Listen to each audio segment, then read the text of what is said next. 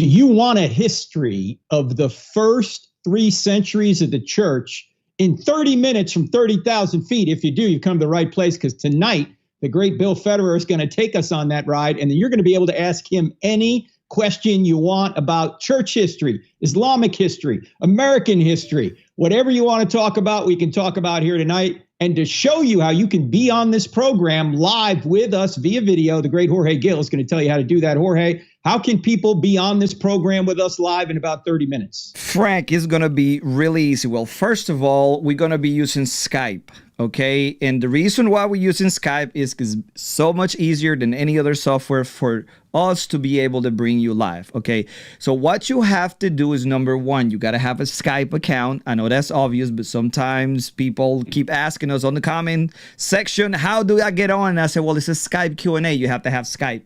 Number two, you have to make sure that you go to this URL. This that you're seeing on the screen right now is a form that you have to fill out in order for us to be able to get in touch with you and then bring you live into the show. You have to fill out this form. It's really simple. Number one, you got to give us your name. Number two, you got to give us your Skype ID. Over there, what it says the Skype name is not your government name, is your Skype ID. And it usually goes something like live, a series of numbers and letters. Sometimes it's the email that you use to open up your Skype or to sign in to your Skype account. Sometimes it's your it's like a handle that is a mush of your name, your last name, and a couple of digits.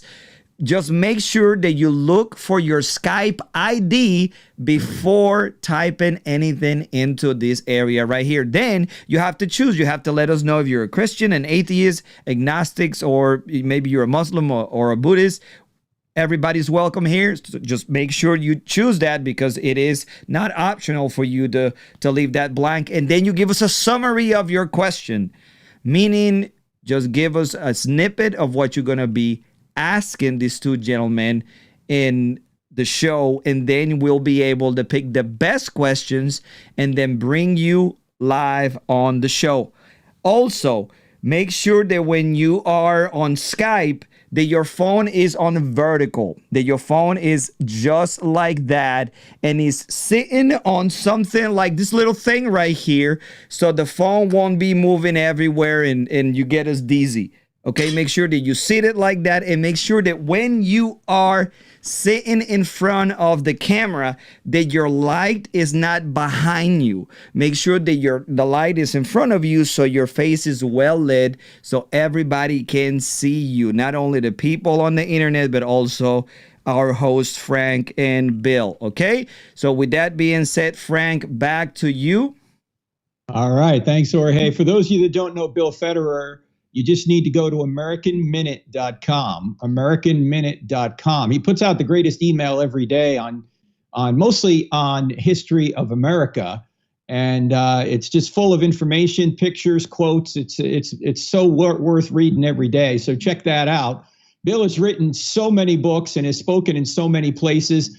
In fact, those of you that listen to our podcast may have heard that the last 2 programs we did with Bill Federer. The first program is called A Short History of Tyranny. That's a couple of weeks ago. And then just this past week, we did a short history of Islam.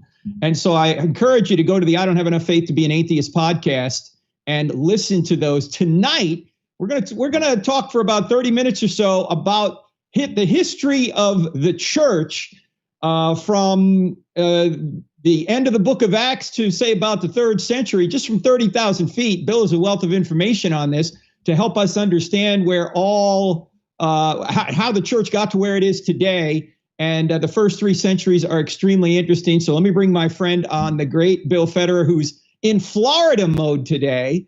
Bill is coming to us from Fort Myers, Florida. He's dog sitting for his son right now, so he's cash. Bill, how are you? Hey, it's great to be with you, Frank. It's always great having you on. These past 2 podcasts have been so much fun, and it's great for me being a host, because I just ask you one question and then you put out a brilliant stream of information that people just love hearing. So let's start in the 1st century, if we will. We know that from the New Testament documents, probably the last event recorded is the end of the book of Acts, where Paul is in Rome. At least the last event recorded about in the documents. Some say Revelation's written later, but in any event, Paul's under house arrest in Rome. There's nothing else in the New Testament that tells us any more about history past that. And so why don't we pick it up right there? What do we know about history from that point on with regard to the church? Just start wherever you want, Bill. Go. Well, it's important for us to understand that the church was born into a one world anti-Christian government, the Roman Empire. So as we see the world becoming more globalist and more anti-Christian, the church was born into it. And for 3 centuries, that was the Christian experience. I went to church in Rome in college, and we toured the catacombs many times. And I remember one time going through some little road outside of the Vatican City, and you're like going down, and it looks almost like a drainage ditch on the little side of the road on the hillside. And the tour guide sees this little metal gate, takes a key and unlocks it, and sort of creaks open. It's all rusty, and you have to sort of scooch over. It's only about 3 feet high, and you have to, sort of scooch back for about 30 yards. And it opens up into a room, maybe 20 by 20, and there's first century graffiti and, candle marks on the ceiling and so forth, and then little hallways carved out of the stone going down in different directions. And that was the experience of Christians for these first 3 centuries. Every now and then they would get raided and thrown to the lions. Jesus in Acts 1:8, he says, "But ye shall receive power after the Holy Ghost has come upon you, and you shall be witnesses unto me both in Jerusalem, Judea, Samaria, and to the uttermost parts of the earth." The word witness in Greek is martyr, and somebody that you're willing to die for your faith. A little different than the Islamic view of martyr. Theirs is where you die in the process of killing infidels. That would be anathema to the Christian concept because if you're killing an innocent person, you're not alive afterwards to ask for forgiveness, and so that would be a different scenario. But the Christian idea is that you will not deny Christ even to the point of death. And then 11 of the 12 apostles were martyred. Peter was crucified sometime around 66 AD, upside down. He didn't want to be crucified the same way Christ. And so the area that he was crucified was the Circus Maximus. And then after Constantine legalized Christianity, that became a place where they had a basilica built. And by the 8th century, the basilica was like tilting over, like 4 feet from the bottom to the top. And so that's when they gradually dismantled it and rebuilt the Vatican there. It is interesting that in the year 849 AD, 11,000 Muslim Barbary pirates invade Rome, and they trashed the Basilica of St. Peter's, and they trashed the bones of St. Peter. And they go to the Church of St. Paul outside. Yeah, and so in response, Pope Leo decided to build a 39-foot wall around the Vatican City, so to speak. Yeah, so if you go to Rome and you see this big, huge 39-foot wall, that was built by Pope Leo right after the Muslims had invaded Rome. It's an interesting story is the Battle of Ostia that happened right after that. So you had the Christians in their ships and the Muslim pirates in their ships, and they're about to hit into battle, and a storm comes out of nowhere, and it's so violent. The Christians are able to barely make it back to shore, but the Muslim ships can't, and they're like totally decimated. And then suddenly the storm clears, and the Christians just go out and capture all the people. That's the Battle of Ostia. But again, 11 of the 12 apostles are martyred. St. Andrews was crucified sideways. That's where you get the St. Andrew's cross.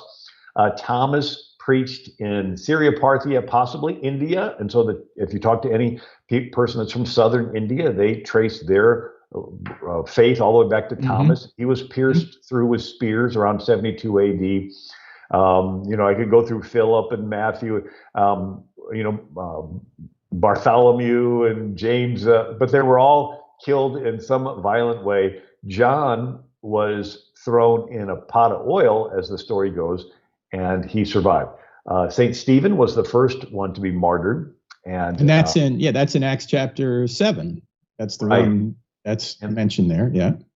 And then one of the other things I think is interesting is that Jesus told his followers, he goes, "The time will come that whoever kills you will..."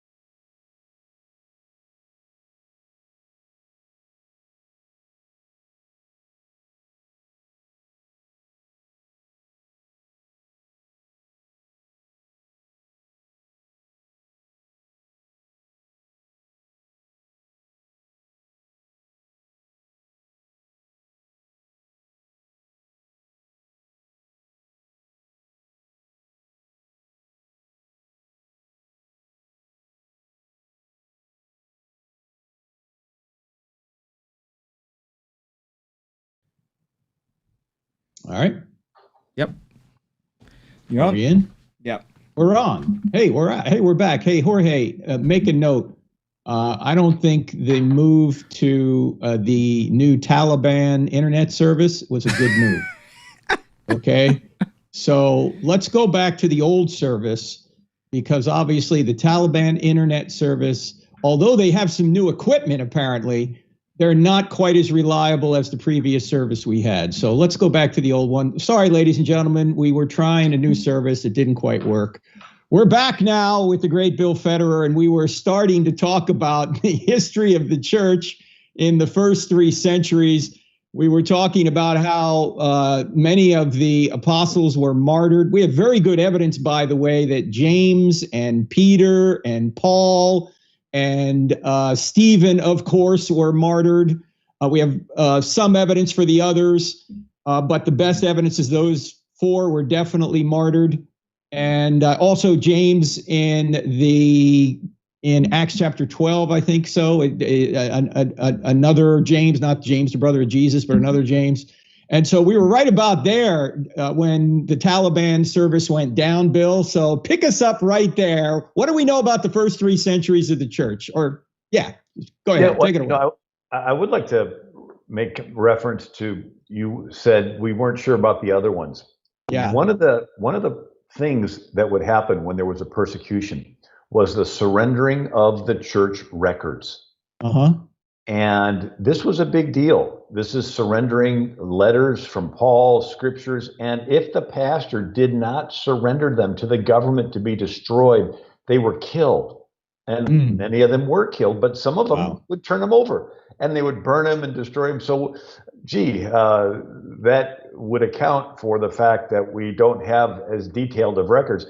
That's still going on today, in the sense that you have Islamic fundamentalists. When they go into a place, they'll destroy churches and destroy church records, baptism records, right, museums and so forth. Some real tragic destruction of ancient Assyrian museums. The tomb of Jonah was destroyed by ISIS, I think in 2014. The tomb of Daniel was destroyed. I mean, all these different tombs. So the fact that a lot of the early church records were destroyed, that's sort of the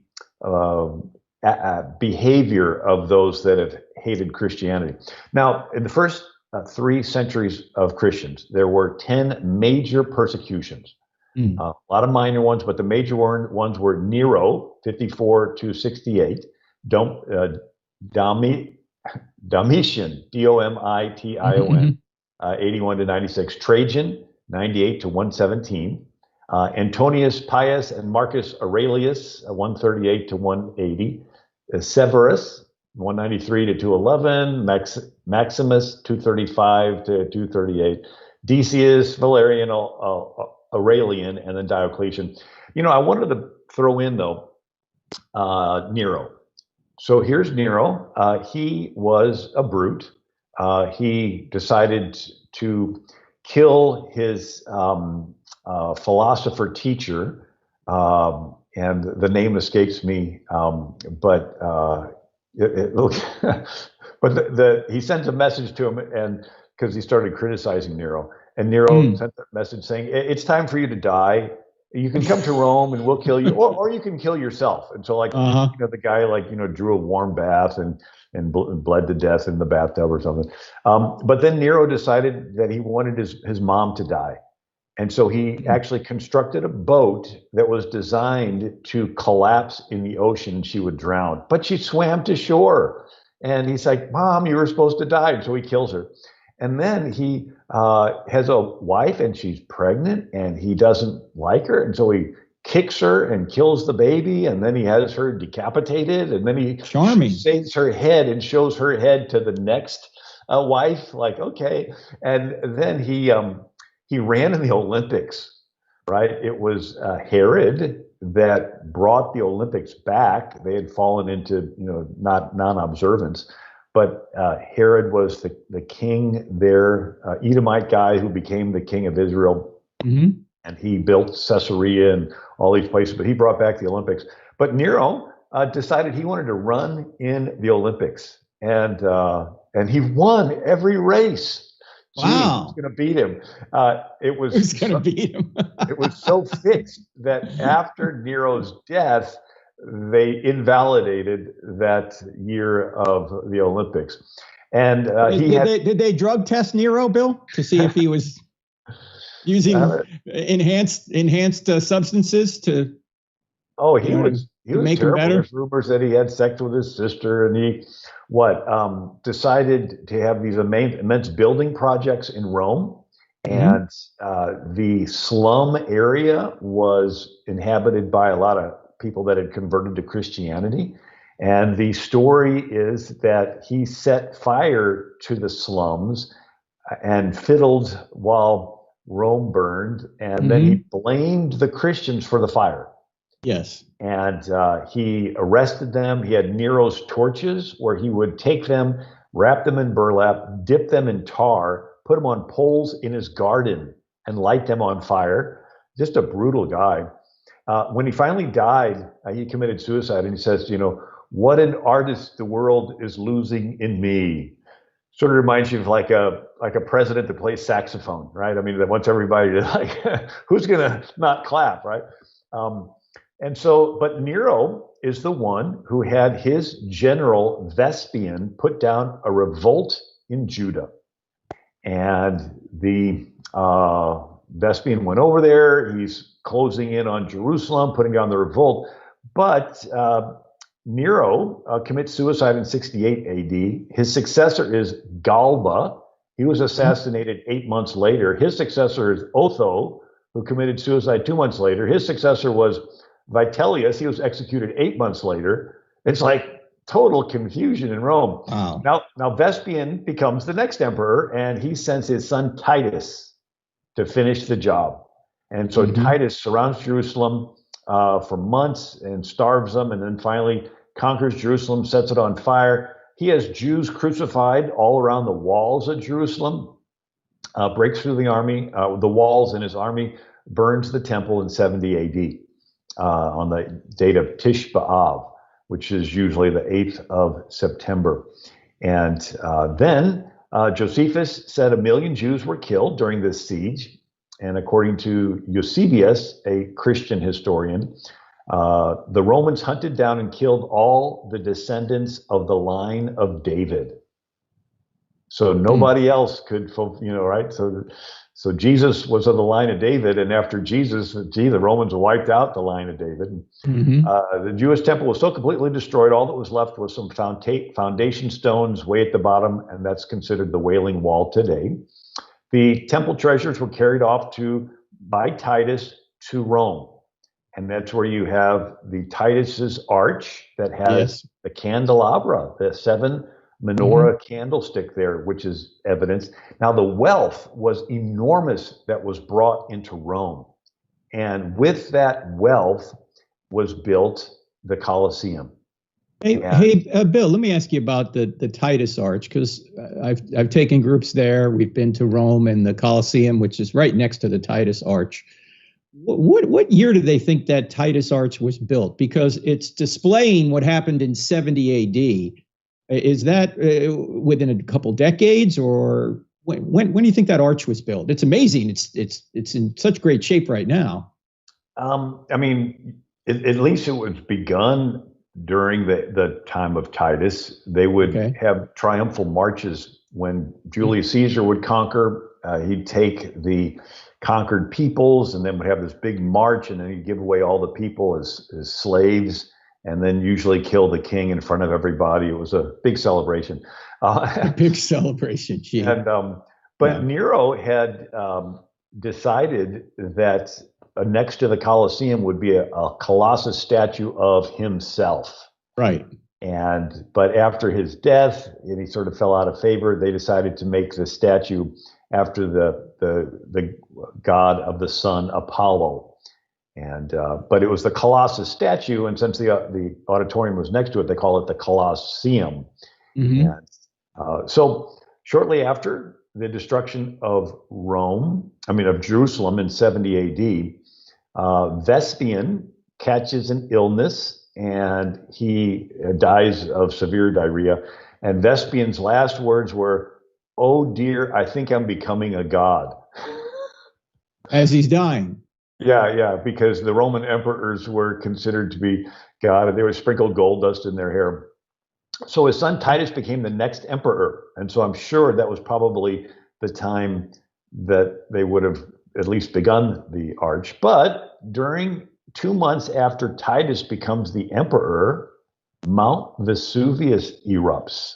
Mm-hmm. And that lava flow, and it buries everybody in Pompeii with ashes. I don't know if you've probably been to Pompeii, but yes. They have all those corpses of people that were like covered in ash in the moment of their groaning, so you can even see their facial expressions. Right. The Bay of Naples is destroyed, city of Herculaneum, and Pompeii was the Las Vegas. It was a lot of prostitution. It was a real sinful city, and so then following the fire of the Vesuvius is a plague. And so now thousands of people are dying of a plague. And then. And how many of them, Bill, after the persecutions and the fires and the plagues, how many of them do you think were reading Your Best Life Now? Yeah. I mean, the history of Christianity shows you that prosperity is not promised, ladies and gentlemen. Persecution is promised. But sorry, go ahead. I had to throw that in. And so for the first century, persecution of Jews and persecution of Christians were synonymous. That from the Romans' point of view, they were one and the same. And so Titus, after Mount Vesuvius, after the plague, he still decides to dedicate the Colosseum. And he has a celebration in which for 100 days, thousands are killed in executions and in gladiatorial fights, and 5,000 animals were killed. So that's something for PETA to be upset about.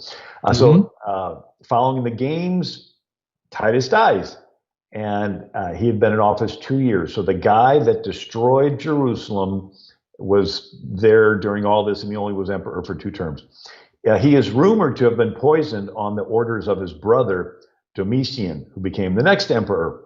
And then 135 AD, you have on Tish B'Av, that date in September, Hadrian decides to kill another 500,000 Jews at the Bar Kokhba's revolt.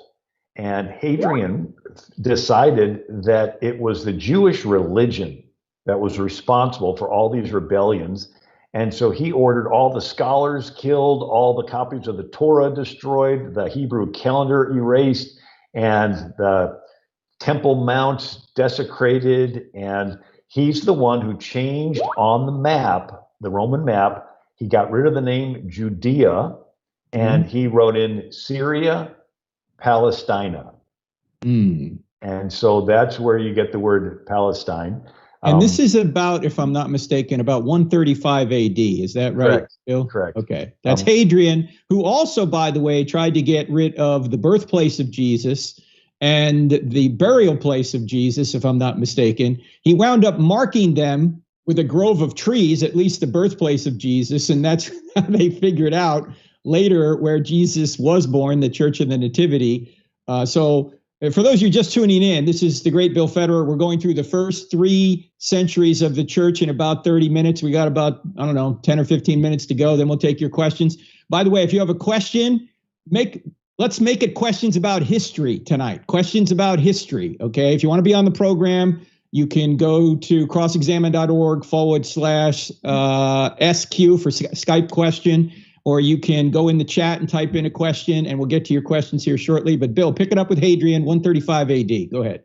So Hadrian changed the name of Jerusalem to Aelia Capitolina. So he didn't just get rid of the name Judah and put in Syria, Palestine. He actually changed the name of Jerusalem to Aelia Capitolina. He banned Jews from coming within sight of Jerusalem on pain of death.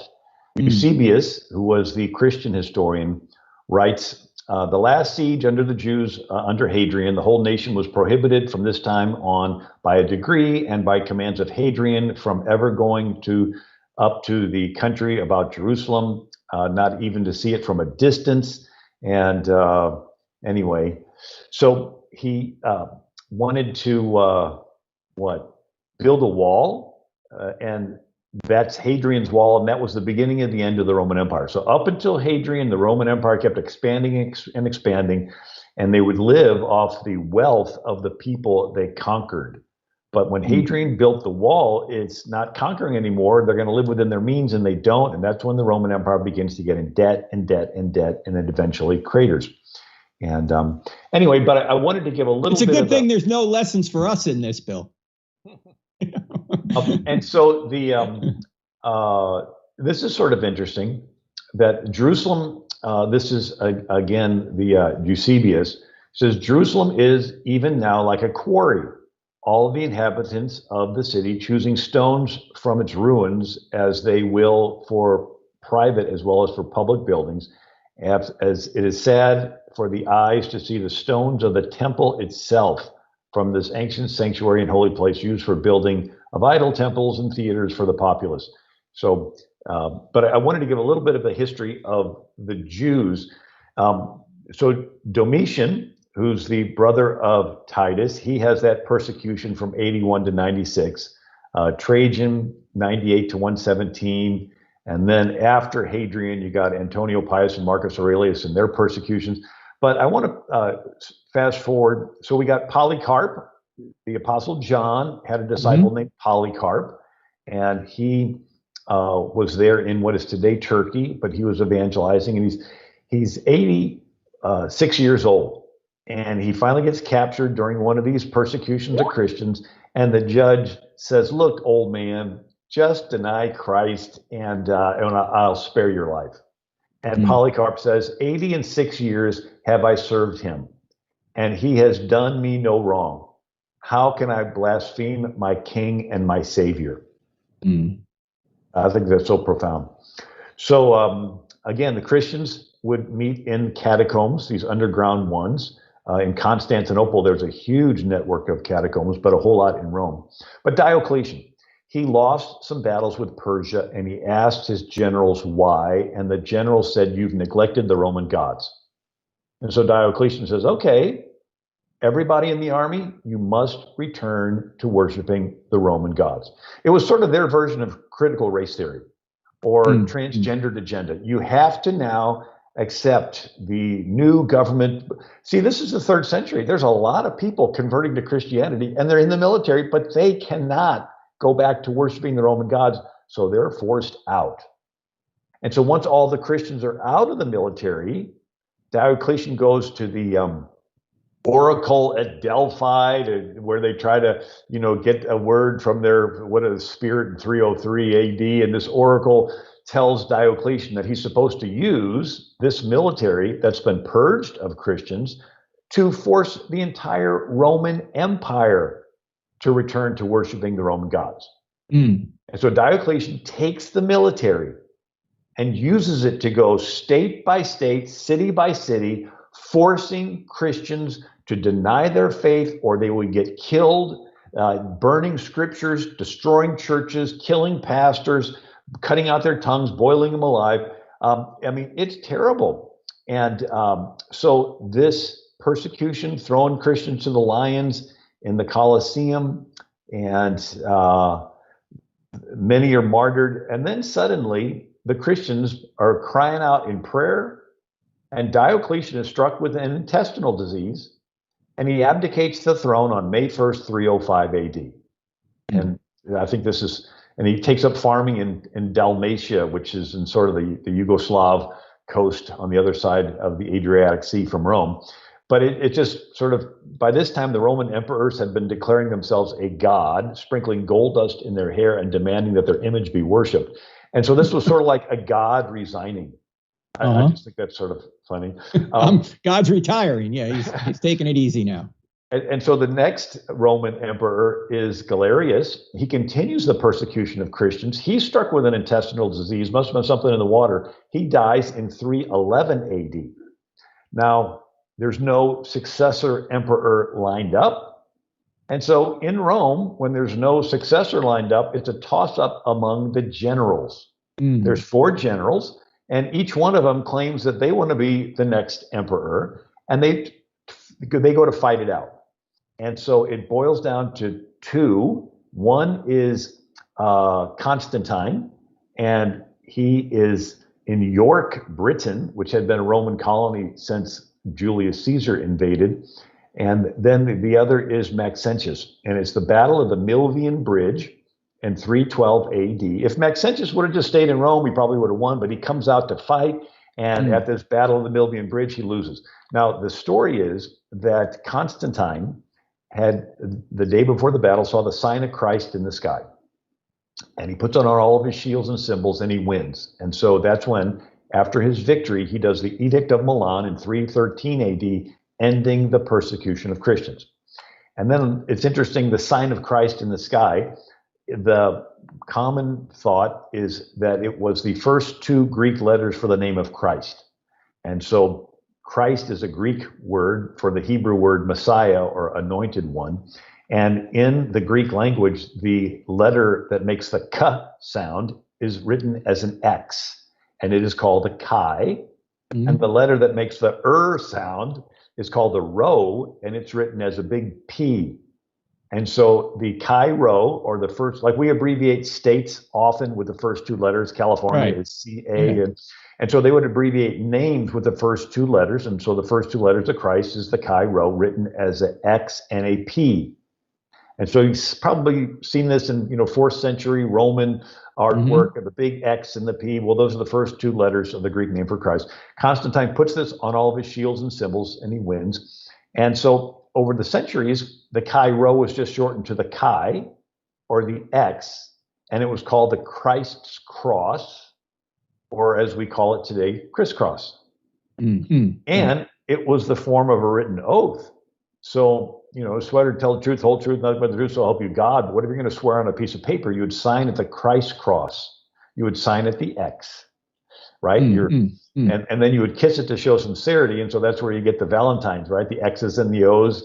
So it's you're swearing to be faithful before Christ, and then, or the cross my heart, swear to tell the truth, right? And so I just think that's So Bill, it's also important though, let's stay here for just a second on Constantine, because a lot of people think Constantine made Christianity the religion of the Roman Empire, as if that made Christianity successful, when he just made it tolerable, and it was made the official religion several decades later by another leader.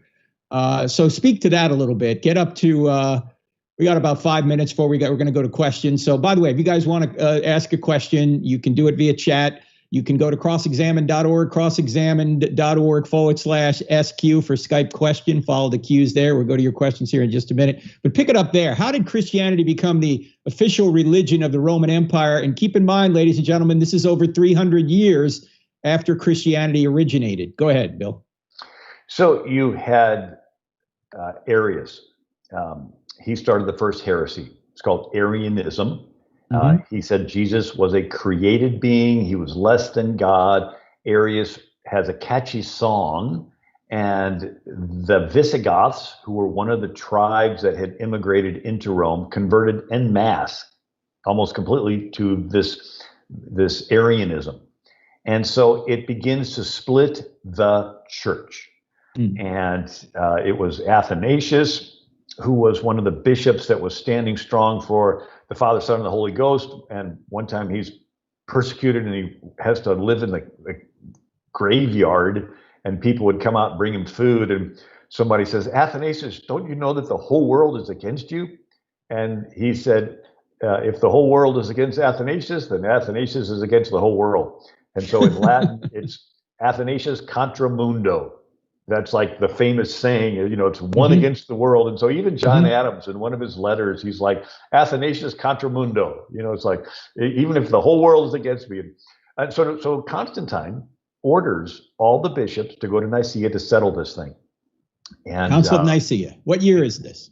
325 AD. 325, okay. And so this is the first time all of the church leaders from all around the world meet in one place. And Constantine foots the bill. There's probably about, 300 or 400 bishops and church leaders, with about 1,500 altogether with all their staff. And they meet and they write the Nicene Creed. It's a great creed. It's still said in churches today. And Arianism was condemned. And it's sort of interesting, the Greek history. So the most popular Greek saint is Saint Nicholas. I wrote a book about this. And for the Catholics, the most popular saint is Saint Peter, but for the Greek Orthodox, it's Nicholas. So during the Roman times, Nicholas, gave away all his money, and I could tell the whole story, but he eventually becomes a bishop. And the story is that he slapped Arius across the face on the floor of the Council of Nicaea for starting this first mother of all heresies, splitting the church. And Nicholas got reprimanded for it, but he stayed in as a bishop. So he had a little fiery temper there. And but anyway, there's another heresy, another council, they settle it. Another heresy, another council, they settle it. For the first 3 centuries, they didn't live long enough to argue over doctrine. Yeah, they were being persecuted. They couldn't get together. I mean, for most people, it's like, hey, I believe in Jesus. He touched my heart. Maybe somebody has a floating around letter from the Apostle Paul or a piece of the gospel. I mean, there was no New Testament yet. They had the Old Testament, right? But yet they would give their lives for it. And so the first 3 centuries, they didn't really live long enough to have big doctrinal disputes. But after Constantine legalized, it's like the devil. If you can't destroy him one way, you can't beat him, join him, and then try to mess him from the inside.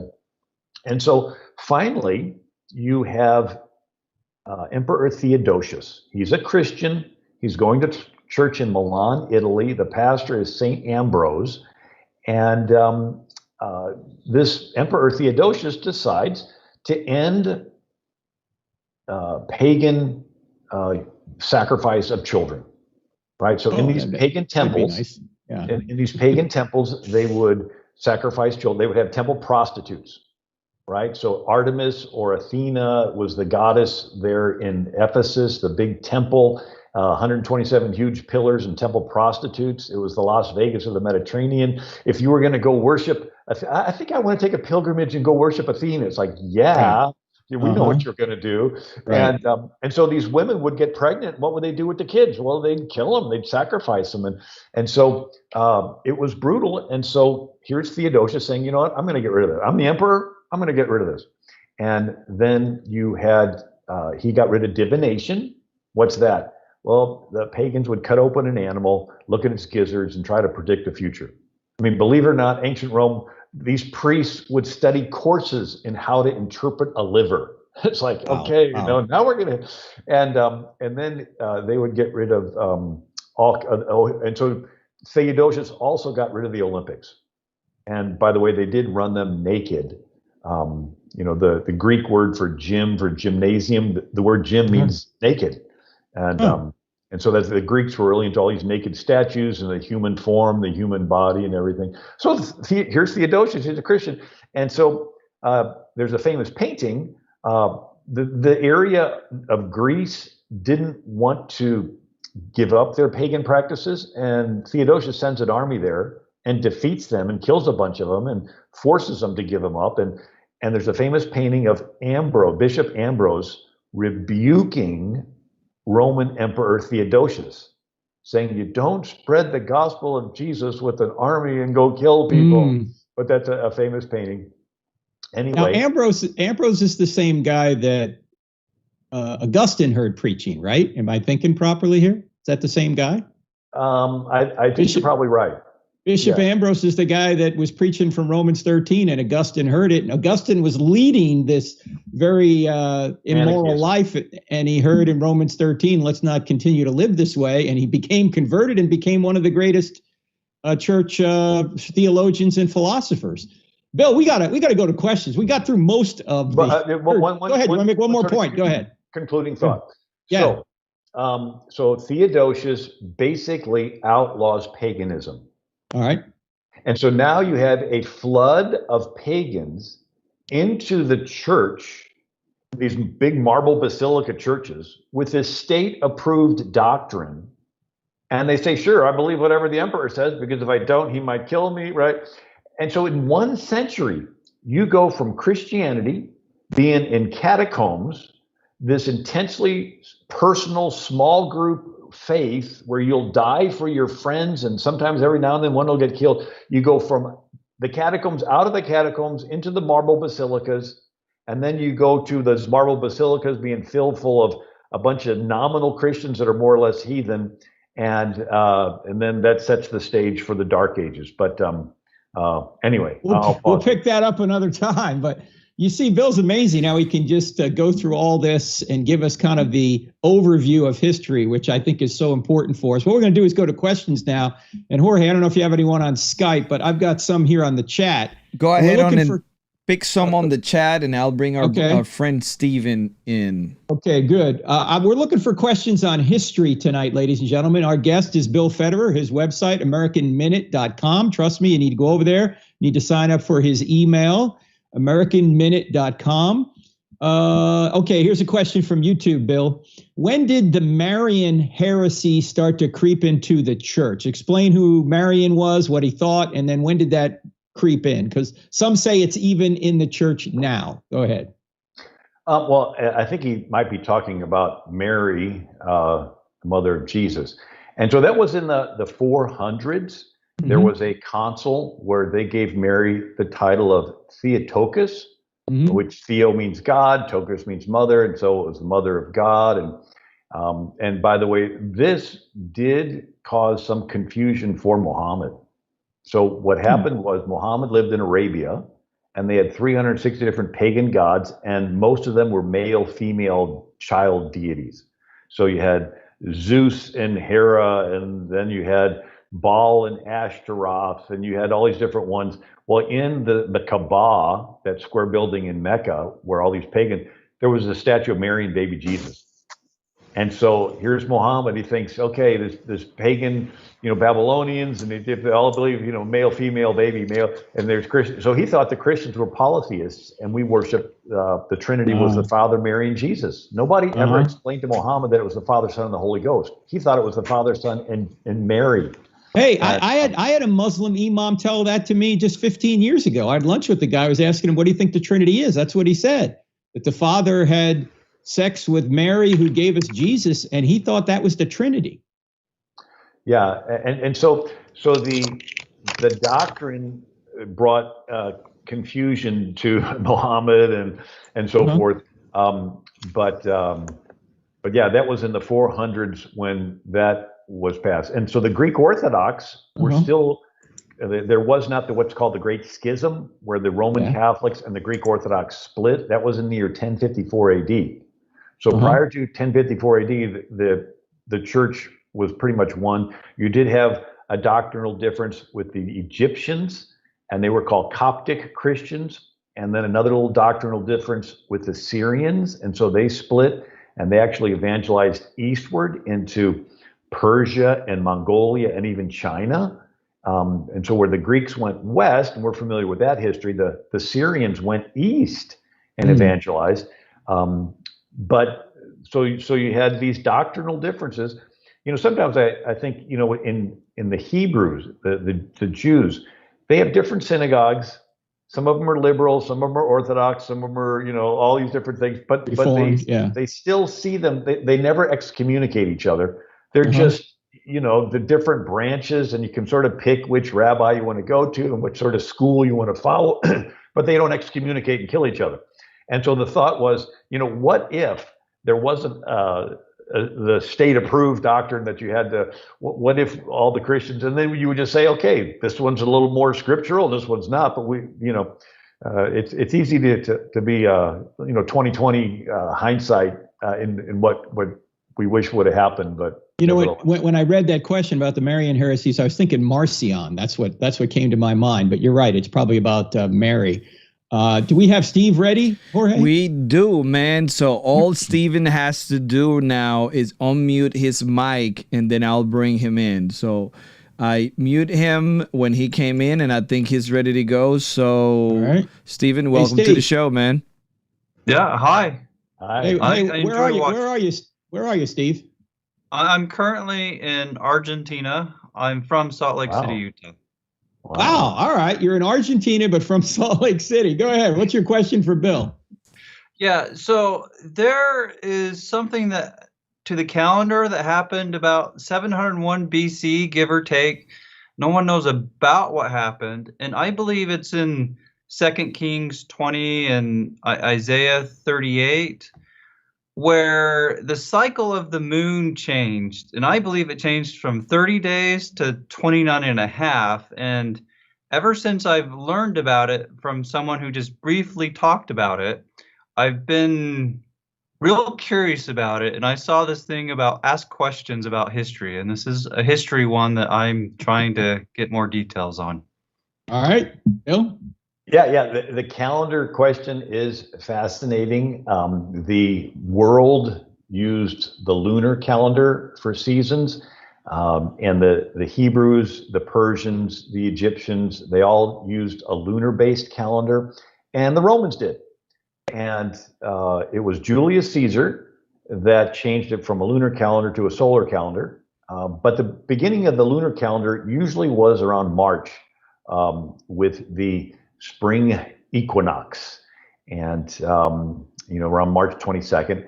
And we know that was the old Roman calendar, because if March was the first month, then September would have been the seventh month. And sept is Latin for 7. October, oct, is Latin for 8. Nov is Latin for 9. And December, decimal, right? That's Latin for 10.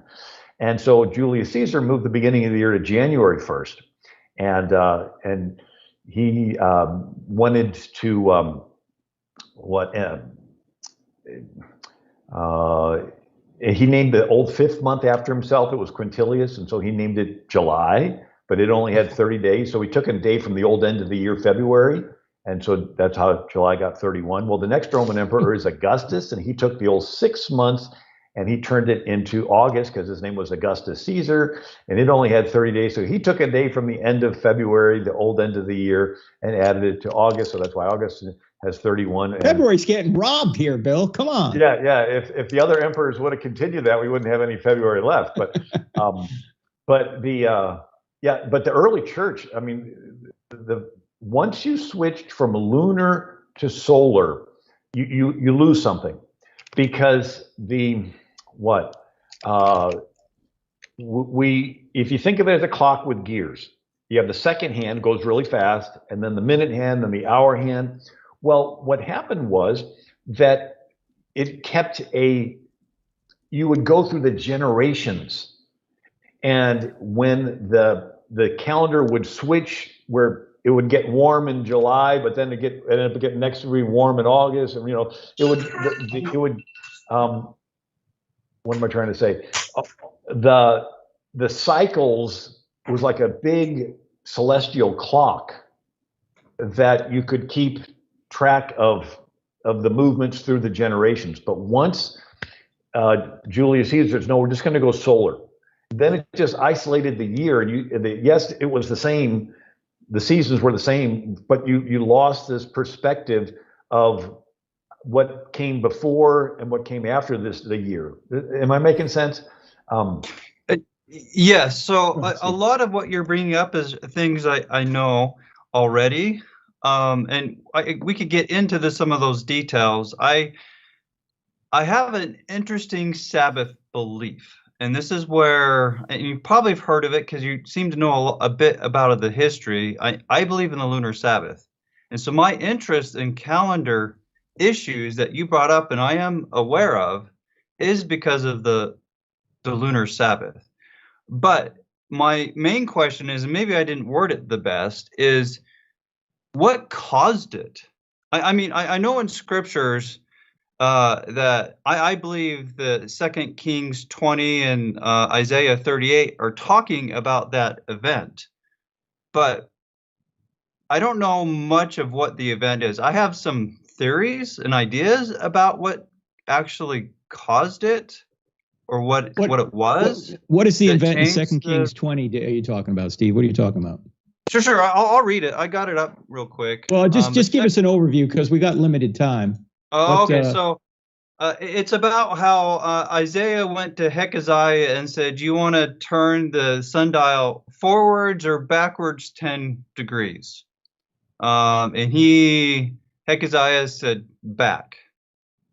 Okay. Oh, Yeah, is this it is. Hezekiah? Go ahead. Go ahead. Yeah, I might have pronounced it wrong. King Hezekiah. Go ahead. Yeah. Yeah. Well, the calendar and the clock were a brand new invention. So when Hezekiah had this sundial, that was a brand new invention, that you could actually keep track of the hours of the day. So it was a miracle that the sundial went backwards. They actually think it was like a half moon type of sundial, and anyway, you can look at pictures on the internet. Some think that when the Earth was created, it was exactly 360 days, and that maybe when during the flood, maybe a meteor hit the Earth, maybe it knocked the axis a little bit, and that's why you don't have exactly that. I don't have all the answers. It is fascinating, but one of the things I want to bring up is so when Caesar moves it to a solar calendar, he has a leap year every 4 years, a leap day every 4 years. And what they didn't know is that it was a little bit off. It's like 11 minutes off a year. And so, but then you got Constantine. And this is, so when Caesar had the Roman Empire conquer a whole lot, he's conquering a lot of countries that were using lunar calendars. And so he wanted one calendar to unify the Roman Empire. And he wanted it solar. And, but so here we have Constantine, and he wants to unify the Roman Empire as a Christian Roman Empire. So Constantine said, I want a day that can unify all of the Christian Roman Empire. I want to celebrate Easter on a Sunday. You're like, no big deal. No, wait a second. Prior to that, the Christians would ask the rabbis, when is Passover this year? And they would look at their lunar calendar and they say, okay, it's going to be on a Thursday. It's going to be on a Tuesday. It's going to be, earlier in the spring. It's going to be later in the spring. It would shift around. But Constantine said, no, I want it on a Sunday, and I want it the same Sunday. And so they came up with a brand new formula. It was the first Sunday after the first full moon after the spring equinox. That's how they would decide this new, because now they cut ties with the Jews, and they made tables where they would predict into the future when Easter was going to be. But because the calendar was off 11 minutes a year, the tables of the date was off up until the 1500s, and then you get the date for Easter is way off. And so it was Pope Gregory that decided to scrap 10 days, realign it, and to come up with a new formula that skips one leap day every 400 years. You're like, man, that's pretty minute. Yes, but it's so accurate, we still use it today. So we are using the Gregorian calendar. Every 4 years, not 400 years. Is that what you mean? A leap day. No, there's an exception with the 400, with the 100 years. Yeah, so you have a leap. Because it's not quite 365 and a quarter. But yeah, so you have a leap day. I see what you're saying. Skip every 400 years. You skip the leap day. Okay, I got it. Yeah. And I mean, it's pretty minute, but so the Catholic countries immediately switched to the Gregorian calendar because the Pope said so. Protestant countries didn't for 150 years. And so you have two different calendars. And so you're reading the Pilgrims come over in 1620, on November 20th, 1620, or was it November 12th? And if you look next to it, it'll have NS or OS for old style, new style, right? And so the old style, they came over on the 12th, but then, and so in 1754 is when the British finally decided to scrap the old Julian calendar and switch to the Gregorian calendar. But the same thing with George Washington's birthday. You'll see two different dates when you look in history books. Shakespeare and Miguel de Cervantes, who wrote Man of La Mancha, died on the same day. I think it was like April 23rd, 1616. But actually, Miguel de Cervantes died 10 days earlier because they were using Catholic calendar. And then the ship would leave England at one date and arrive in Europe earlier than it took off. And then you realize, no, we're using two different calendars here. And all right. You're confusing us with time, and we don't have much more time on this question. We're sorry, Steve. But no, that's fine. But I do think it's, when in retrospect, it's like, was it really that important to say we want to celebrate Easter on a Sunday? What if we had continued to celebrate it on a Passover? You think, well, maybe people would have realized that, gee, Jesus is the Passover lamb and he's celebrated on Passover. Anyway. Right. Well, but anyway, I don't know how much more I can say, but there's the creeds that they said they were going to get rid of the Leviticus 23 holidays, but they're still fighting over Easter, the different Catholic sects, and they may change the calendar again because of that. Yeah, but it sounds like, though, back to my main question, that you know what happened, but you don't know what caused it or what made the move. I mean, I do know there was during Isaiah, one of those, it was a huge earthquake that happened. Even Amos says, this happened a couple of years, after the great earthquake, and they found walls that fell over, and who knows, it could have been a meteor that hit the earth and I don't know, knocked it cattywampus. All right, we got to get to some other questions, Steve.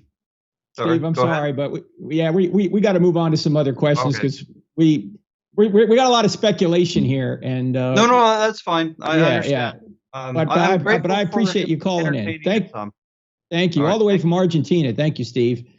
Let me pull another question off, and but wars have been fought over the calendar. I mean, isn't that amazing? For centuries, it was like a big deal. Oh yeah. Jorge, if there's somebody else, let me know. But let me go to another question. I got one here from a super chat, so I gotta ask it, and it's directed to Bill. So, Bill, who are the true first Americans? The public school system teaches so much disinformation, and I question who they claim were here first. Do you have any insights for us?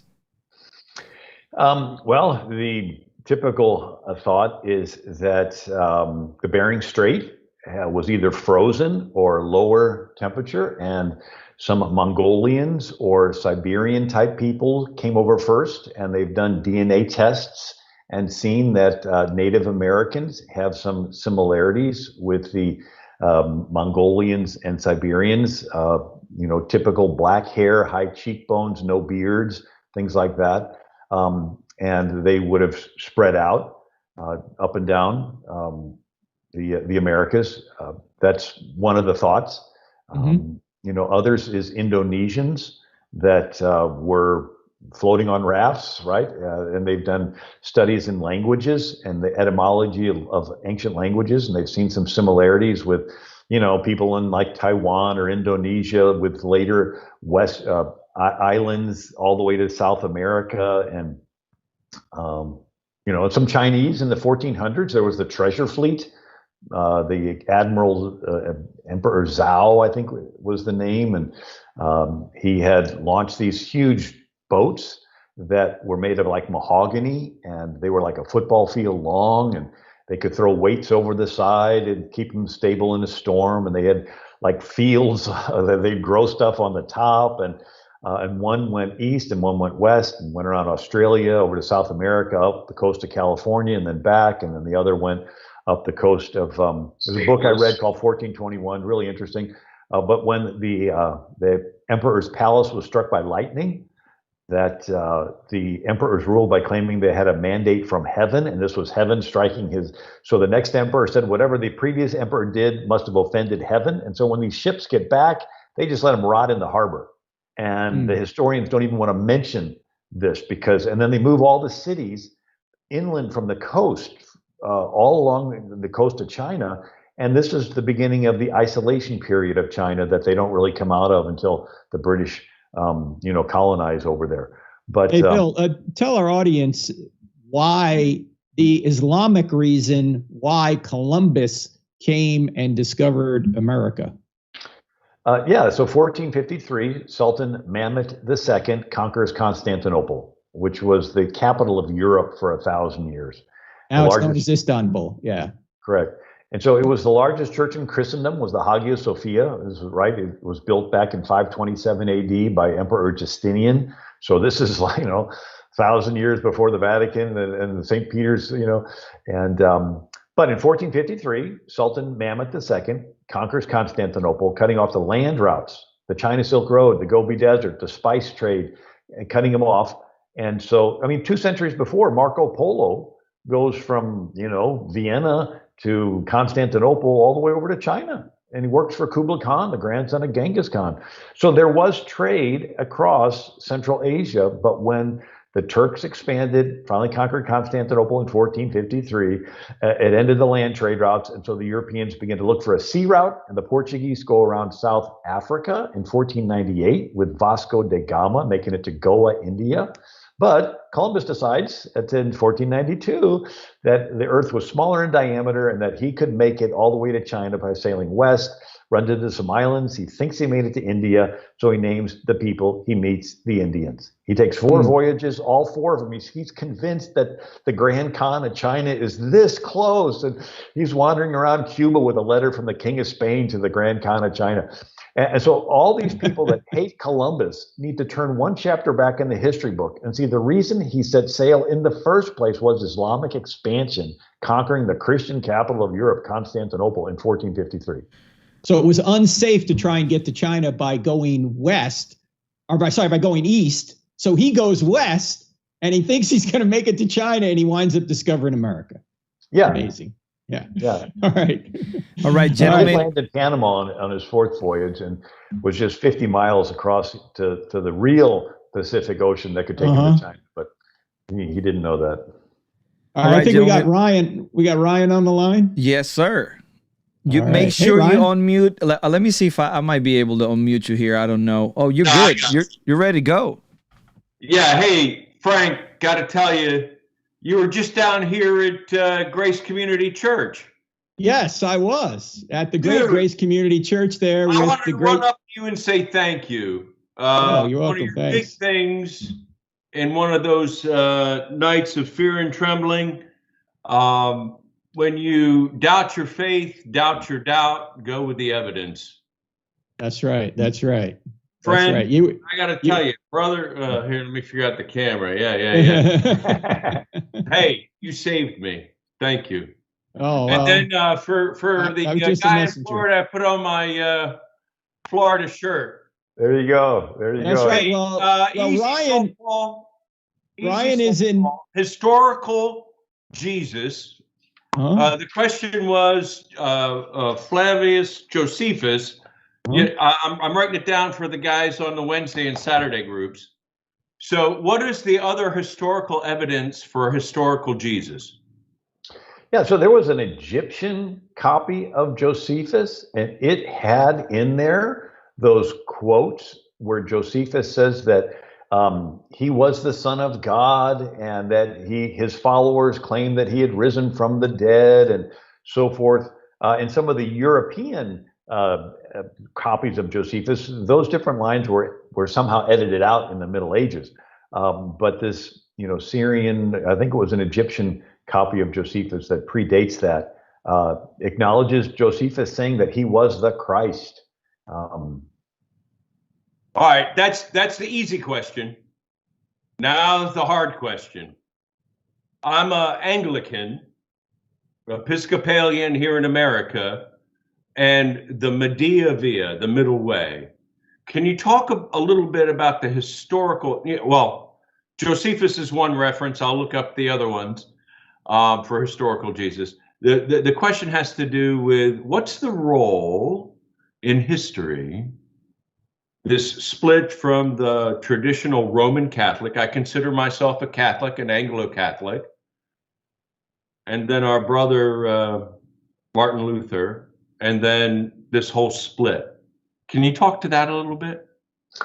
Sure, yeah. So you had, I'll start with 1054 AD. The Muslims were conquering into what is today Turkey, and the Greek Christians saw themselves as the true Christians because they spoke Greek, the language of the New Testament. Their land was where John spoke and Paul spoke and Mary lived.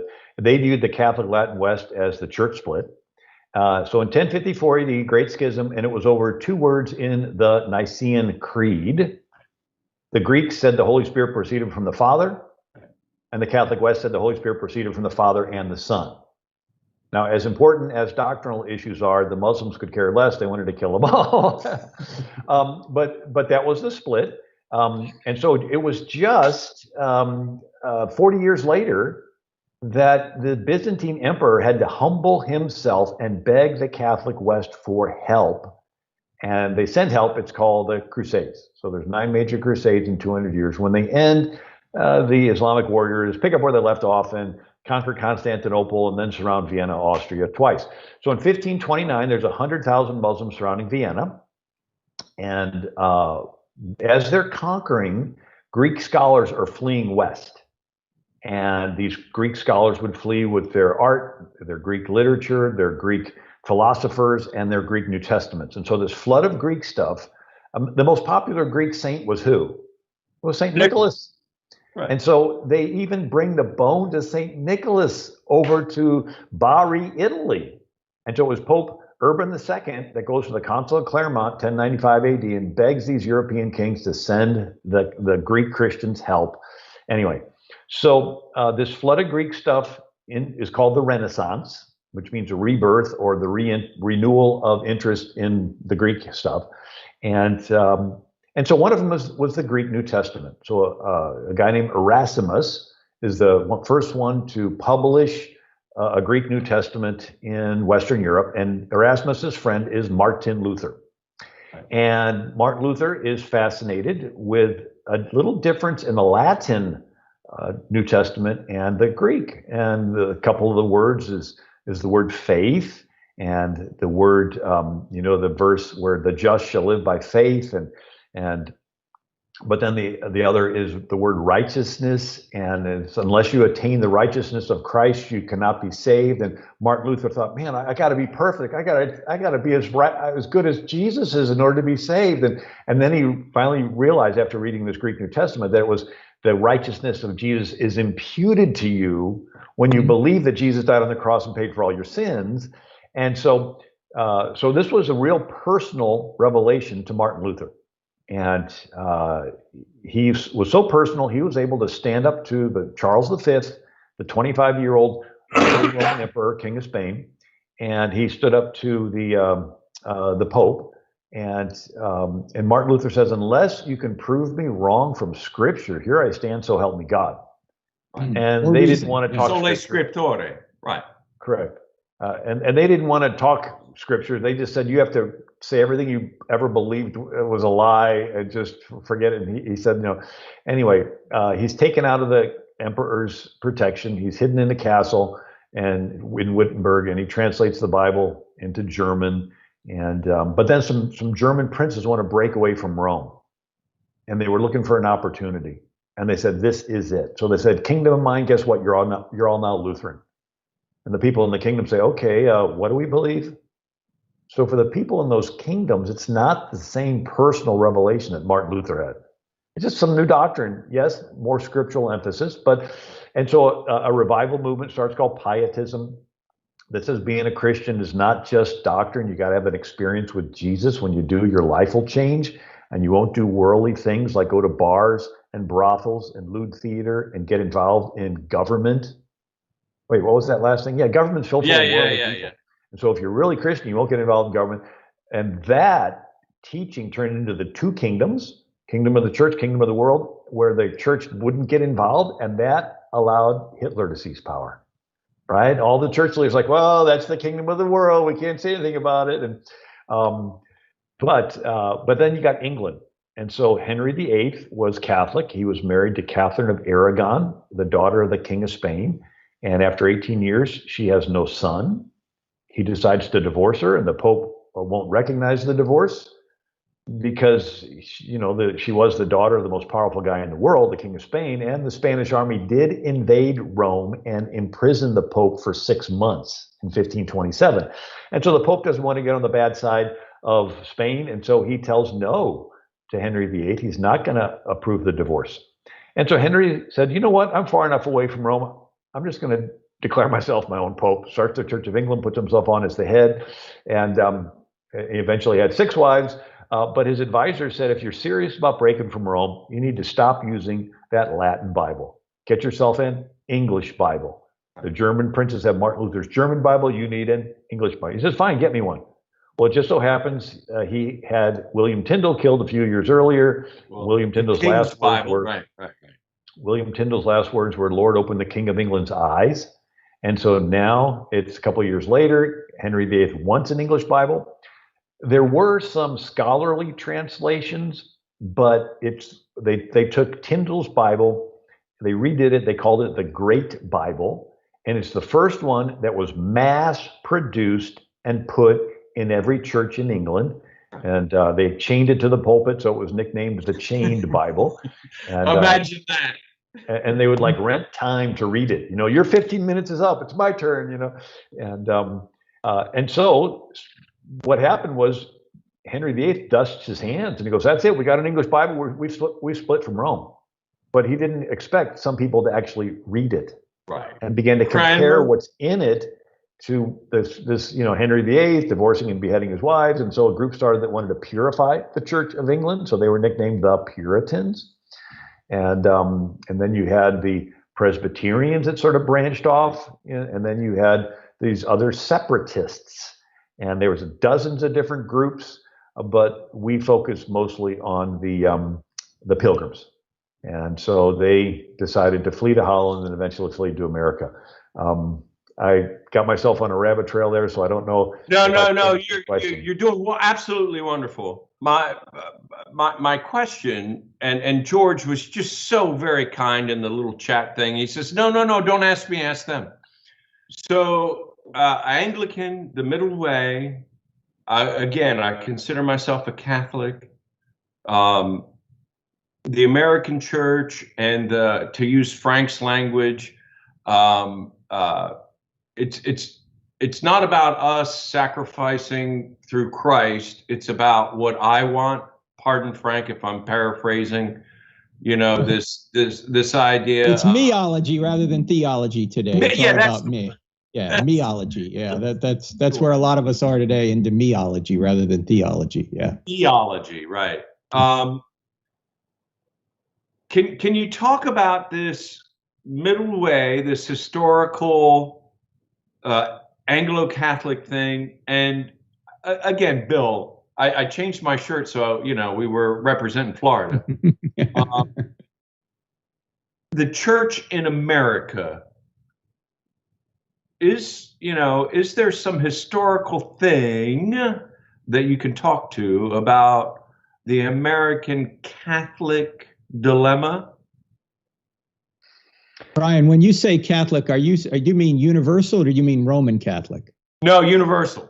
Yeah. If you're saved in Christ, we're together.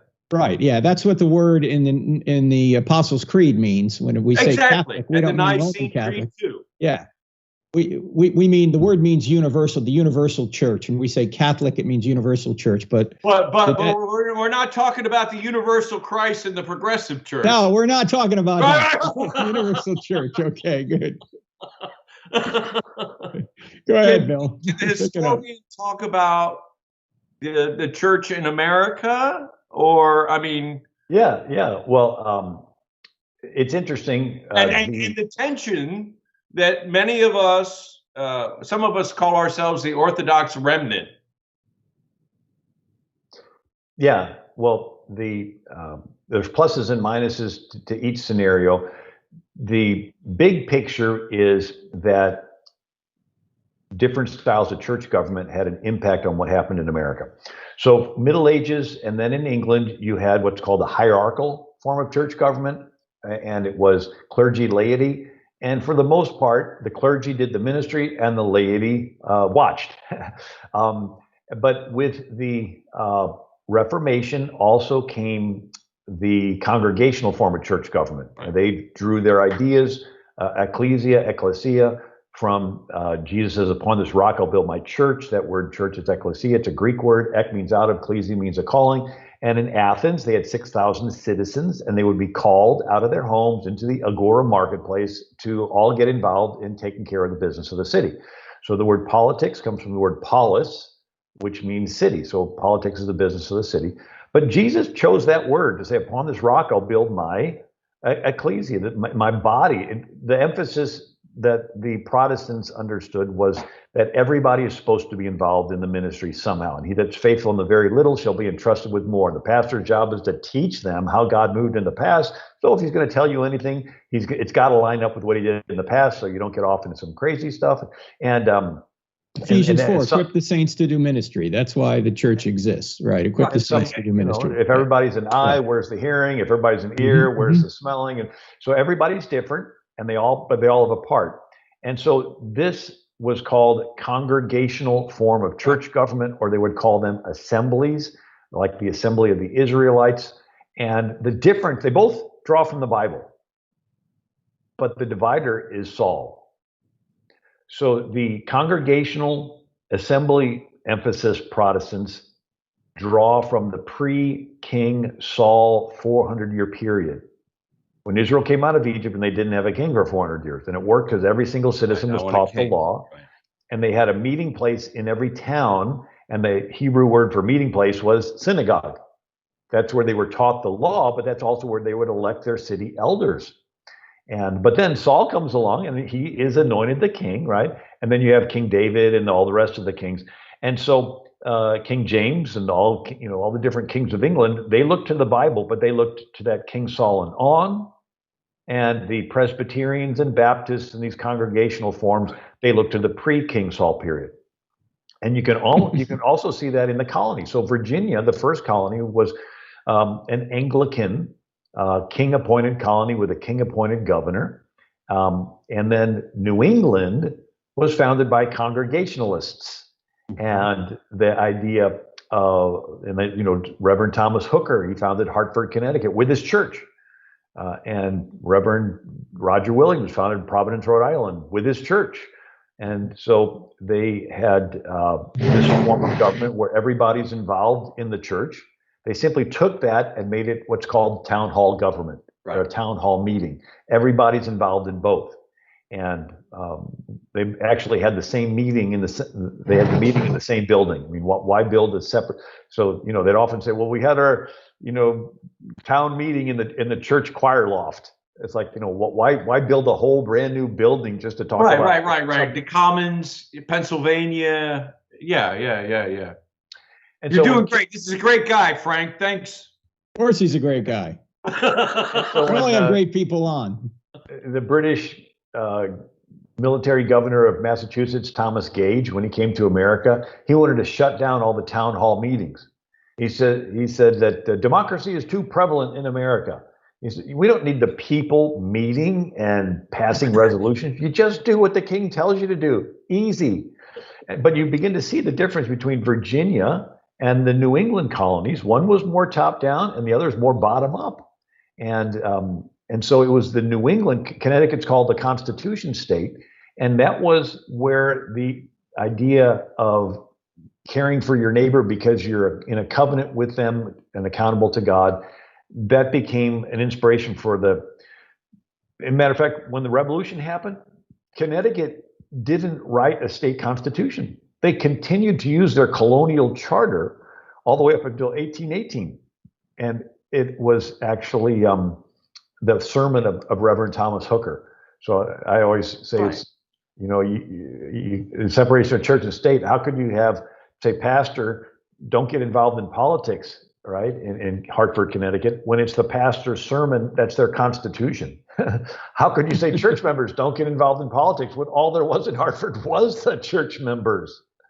And there's nothing, if I think Dr. Turek has talked about this, our obligation to enter into public life.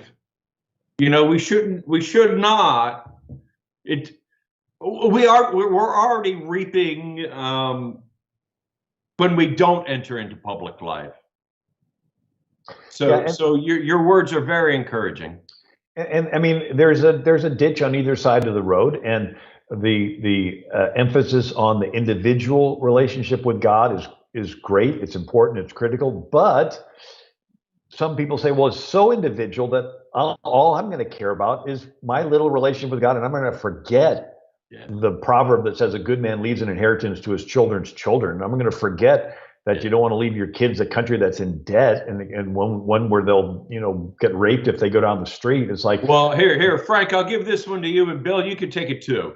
The guys, I say this relationship that goes this way, this grace relationship, has to go this way. Yeah, exactly. Yes. You got it. Yeah, that's good. And if you got this down, then this makes more sense and you're more motivated to do this. If you're already forgiven, as Jesus talks about in one of his parables, then you should forgive others. So out of gratitude for what Christ has done for us, the upward relationship, then we can have these horizontal relationships that are much better. We just read James. We do the daily lectionary, the Anglican Episcopal Book of Common Prayer. We meet with a bunch of guys on Wednesday. We meet with a bunch of guys on Saturday.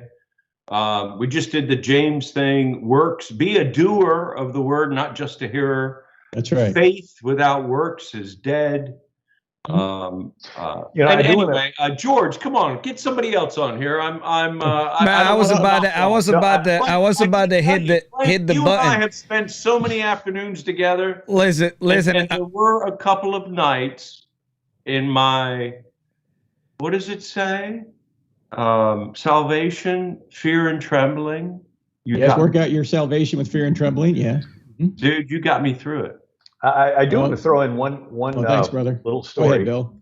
So the one Catholic that signed the Declaration is Charles Carroll, and his brother's John Carroll, the first Catholic bishop in America. Yeah. And John Carroll was writing a letter, and he says, observing the Christian faith divided into so many different sects, S-E-C-T-S, gave me the assurance that no one single sect would become so predominant as to become the religion of the state. Thus, I jealously entered into the Constitution with many others. So we drive down the street, see all the different denominations and say, oh, this is terrible. The body of Christ is divided. They drove down the street and said, this is great. Free market. They'll all be vying for converts, but they'll be canceling each other out so that no one will become the state church, and you'll have a repeat of what happened in Europe where, you got to believe the way your particular king tells you. Excellent. Well, thanks so much, Ryan. I got through. George, get the next guy on here, all right? All right, man. Thanks, all right, Ryan. Russ. Have a good one, man. God bless. Thanks for being on with us. That's great, man. I appreciate Ryan coming on. Hey, we're running a little bit long. We did have that failure of the Taliban internet system that we had earlier, Jorge. So do we have any more waiting in the wings? One more. We'll do one more, man. He got a good question. We're going to bring Devin in. All right. Okay, let's bring Devin right on in. Just pick one from the audience that you can just throw to Bill quickly, and then I'll bring Devin in. Yeah, Bill, here's a question on the canonization of the Bible. When was the Bible canonized? The word canon means rule, and it was during the time of Justinian. There was Saint Jerome. And so you had lots of different letters floating around, and some of them were spurious. Sort of like you have, different people, that would say, I had some angel appear to me, and you'd write a different book of such and such, right? Well, they had those. Moroni, And so they decided we have to have a canon, have to have a rule to decide. So they decided that they would only put into our New Testament books that were written by those that had been with Jesus, or were with somebody that was with those that were with Jesus. So that boils it down to the apostles and so forth. And then the Old Testament, they only picked the books that Jesus and the apostles quoted from or referenced. And so that's why they didn't put in the Apocrypha. Now, the Greeks had some extra Old Testament books. I'm sorry, the Hebrews did and the Greeks didn't. And so there's different traditions there. There's the Greek Septuagint, so like 100 years before Christ. It was a big deal in Egypt, Alexandria, where they took the Hebrew scriptures and translated them into Greek.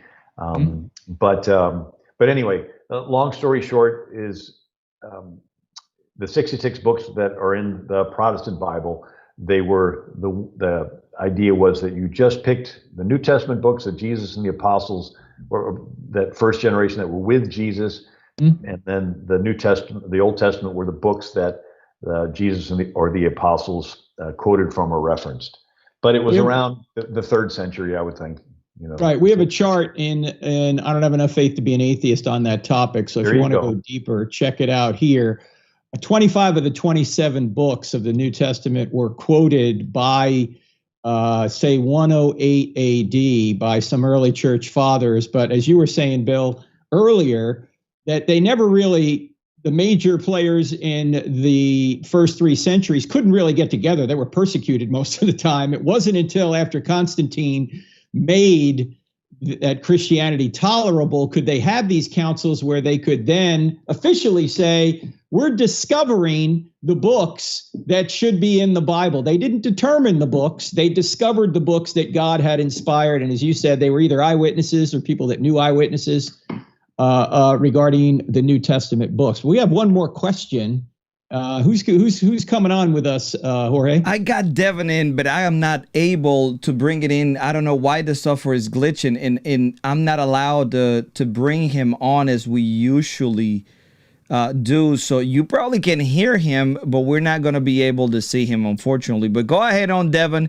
Ask your question. There is some weird glitching thing happening here, and I'm not able to add you to the call, but you can go ahead and ask the question as I'm doing just with the audio alone. Yeah, you're gonna have to unmute your mic. Devin may have froze. I can see Devin, but I can't. Yeah, it's not even showing up as a source for me to bring him in. So okay, while you're working on that, let me just mention one thing. You've been watching Bill Federer. For those of you that have not tuned in or just tuned in recently, did we just lose Bill? I think we lost Bill, yeah. See if you can call him back. So let me try to get him in, yeah. Well, just go ahead. Bill's website is AmericanMinute.com, which is something you really need to avail yourselves of. He puts out an email every day that's just incredible. AmericanMinute.com. It's got so much great information in there. And Jorge is fired because he signed up for the Taliban internet service. We're going back to that. Yeah, I don't know what's happening, man. We'll put Bill. Okay, we'll also try to get. Go ahead. I don't know. I want to mention tonight, and tonight is the first night we're offering this. There's a brand new online course that's going to be run by our friend Scott Klusendorf. He is the top pro-life apologist, I think, in the country. And if you go to crossexamined.org, that's crossexamined.org, and click on online courses, you're going to see the new course. It's called The Ethics of Abortion, Pro-Life Apologetics in an Uncertain Age. This course starts October 4th. But if you sign up for the premium version, you need to sign up soon. The premium version puts you in live Zoom Q&A sessions with Scott and the other students, and you're going to definitely want to be a part of this course. It was encouraging to see what the Supreme Court did yesterday, and they did not strike down the Texas law. That doesn't mean Roe v. Wade is overturned. This has to go further. And by the way, if Roe v. Wade is overturned, that doesn't mean abortion is illegal. What it means is that the issue goes back to the states. Some states would keep abortion, like New York and California, and others. And now Frank is gone. So guys, ladies and gentlemen, you're going to have to see me, and I'm going to try to get this going because I have no clue what happened. And all it is, I guarantee you, is the Skype issues. So let me try to get Frank back into the show. And then I'm calling Frank right now. You might hear the ring. Let me get Frank back into the show. And if not, I just finish up the show myself, okay? So I'm trying to get Frank is ringing, and this is the issue. When I started the show today, Skype had booted off the older version of the Skype version that I was using to bring the guests in. Now it's a different setup. I'm trying to get them back in. I have no clue what this is what this all means in terms of the technical back end, because I'm using this thing called NDI to bring the guest in. We might gonna have to do it a different way, but for now, we are going to try and get it fixed. So even my team is laughing. It's like, hey, you carrying on the show? I'm like, hey, I got to do what I got to do. So let me see if I can get Frank again. All right, let me see if I can ring Frank again. For some odd reason, he's not picking up, you know. And the problem is I don't use Windows. Like Dominic is like, tries to install 2 Skypes. I don't use Windows. So the reason why I'm using, okay, we got Frank back in. Frank, can you hear me? Yeah, I can hear you. All right. So why are you calling me again, man? I'm on. I don't know. It's going nuts. And like I said, I had a problem, and we're live. We're still live. So I had a problem with the last version of Skype that I was using. And now it seems that it doesn't even recognize the media sources. Like you're not even showing up as a media source. All right. You can. So I guess you can close out the show, man. All right. I tell you, the Taliban internet service has got to go. So Frank is saying, I don't even think they can hear you, Frank. So we'll text Bill. We'll text you, and I think I have another way to fix this for good. Okay, all right. I have another way to fix this for good with this latest update. So I'm just gonna close out the show, and then we'll apologize to Bill. And we see what was happening, because again, it is a Skype deal. It's not even the issue is not even related to you guys don't show as don't worry about it. Just close it out. Okay, guys. All right. I'll see you then. Okay. All right. Bye. So you hanging up? Yeah, go ahead. All right, ladies and gentlemen. So this is she said that they were able to hear my team member here, Phoenix Jesus. She's also an apologist. Says that you guys were able to hear him, okay, but not see him. But anyways, we are over in this show. Thank you for being here. My name is Jorge Hill. I'm the executive director for Cross Examine, and we thank you. Thanks, Bill, for being here. Thanks, Frank, for putting on an amazing show. Luckily, we're going to be doing this every Thursday night at 7:30 p.m. Make sure that you turn on the bell on YouTube, reminders on Facebook. Make sure that you turn on the little bell for the notifications on Instagram so you can be notified that Frank is live. We do this every Thursday night, 7:30 p.m. And I got a new way to bring guests in, so we're probably going to have to put Skype. We're going to have to fire Skype. We're going to make sure that we don't have these types of issues in the future. And with that being said, God bless. And this show is called Hope One because our hope is in one person, Jesus of Nazareth, who gave his life for you and for me. And I guarantee you that if you don't know him, you get to know him and you put your trust in him, it will change your life. This is Jorge Hill for crossexamine.org. Ciao, ciao.